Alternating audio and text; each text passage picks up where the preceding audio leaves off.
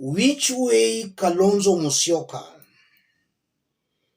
In the past few weeks, Kalonzo has been very hard on Raila Odinga, but appearing to be embracing Rigathi Gachagua. And from some quarters, we've been made to believe that Kalonzo was angling to work with Rigathi Gachagua come the next election. But speaking today, it appears Kalonzo Musyoka is now making a U-turn. Which way Kalonzo Musyoka? Listen to this before we continue. Wiper leader Kalonzo Musyoka has softened his hardline stance on the broad-based government and his sharp criticism of Raila Odinga's collaboration with President William Ruto. Kalonzo now emphasizes his willingness to engage with Raila Odinga to strengthen the Azimio coalition and says he is determined to forge a powerful alliance to challenge for the presidency in 2027. Melita Oletenges reports. Once they get back to their seats. Kalonzo Musyoka finds himself navigating treacherous political waters as Raila Odinga's growing rapport with President Ruto continues to solidify.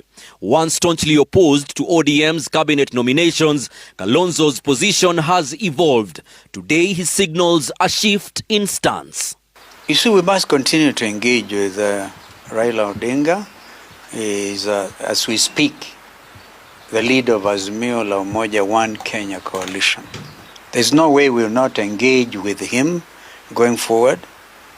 And so that is to be expected until we come to a decision on whether to release him to go completely to African Union. Amid speculation about his next move and ongoing rifts within the Azimio coalition, Kalonzo is gearing up to challenge Ruto in the 2027 elections.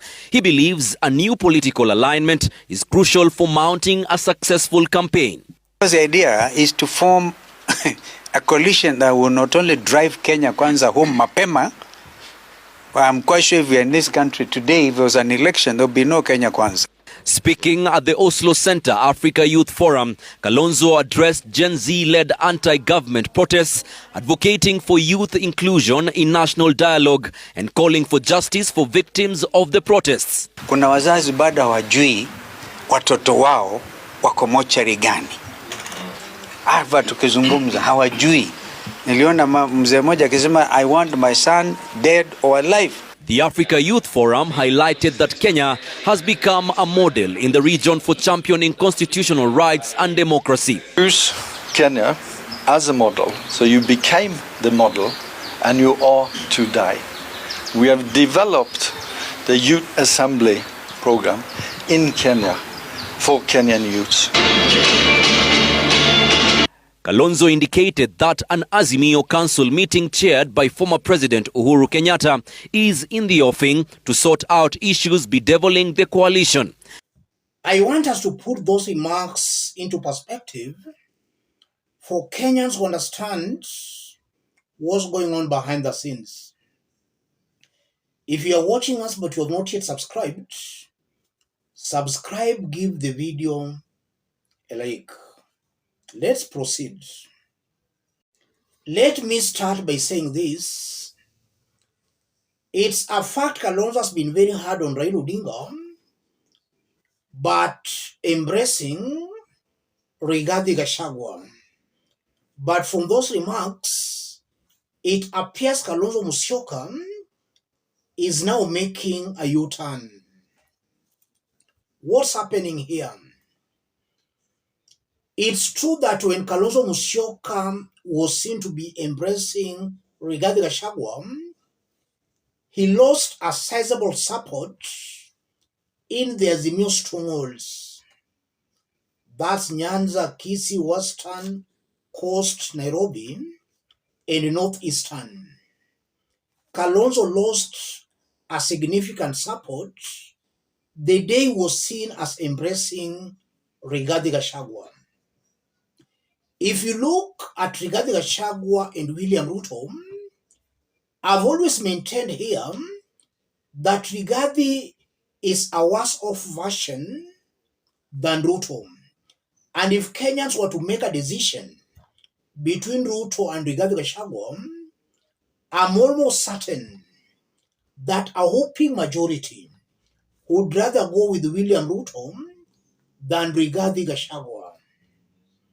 And that is because Rigathi has come out as being very tribalistic. Anytime he opens his mouth, he's talking of the mountain. Anytime he opens his mouth, he has been talking of yule mzee babake alitusumbua, wale watu wa kurusha mawe.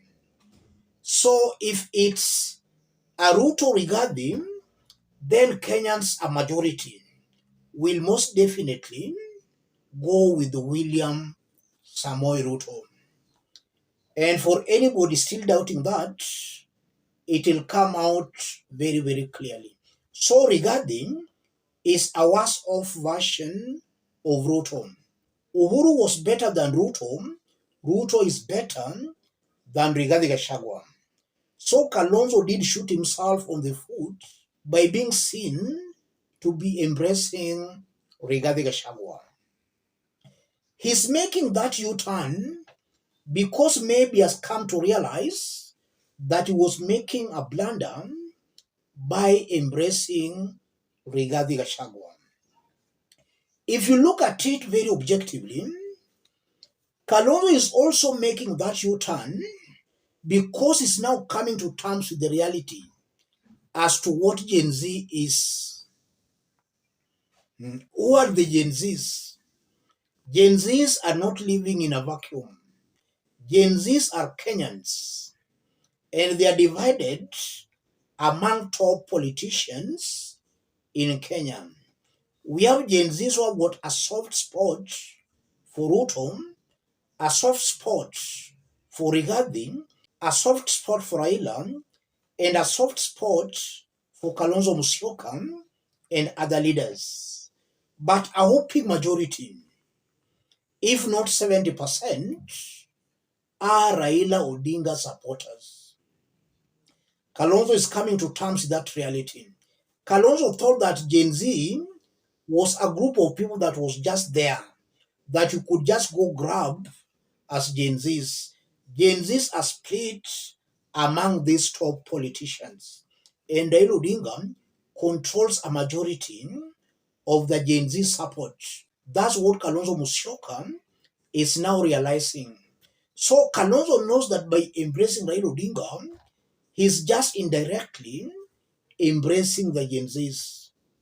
That's what is happening here, ladies and gentlemen. So Gen Z is not a group that is just there living in a vacuum that you can just go and grab. No.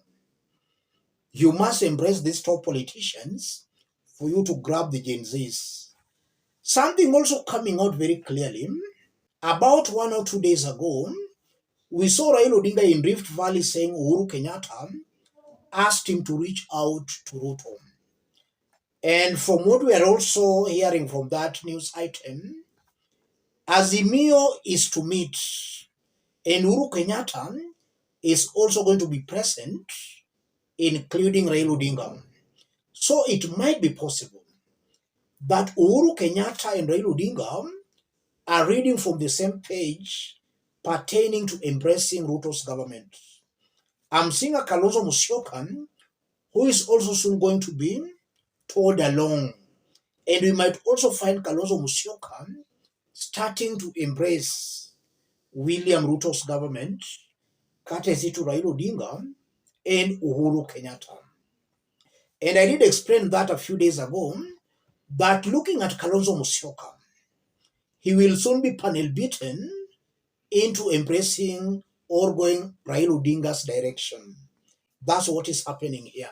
But even if Kalonzo Musyoka fails to go that direction, then even if he was to team up with the likes of Rigathi, they will still not get any serious political support on the ground.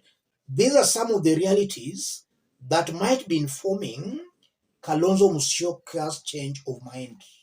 And now if you look at Kalonzo again, if the whole country will gang up against Rigathi, it will be foolhardy for Kalonzo Musyoka to gang up or to combine efforts with the Rigathi. It will be wastage of time. And considering Kalonzo Musyoka's age, I don't think he has got that luxury to waste more years in the opposition. Kalonzo should position himself strategically in a team that is most likely to form the next government. If he makes a blunder, then Kalonzo will just be digging his political grave, and he was actually digging his political grave. Let me stop it there, ladies and gentlemen. If you're watching us but you have not yet subscribed, subscribe, give the video a like. Any person watching us outside Kenya, let us know from which part of the globe you are watching us from. If possible, subscribe, give the video a like. Thank you. God bless you. God bless Kenya.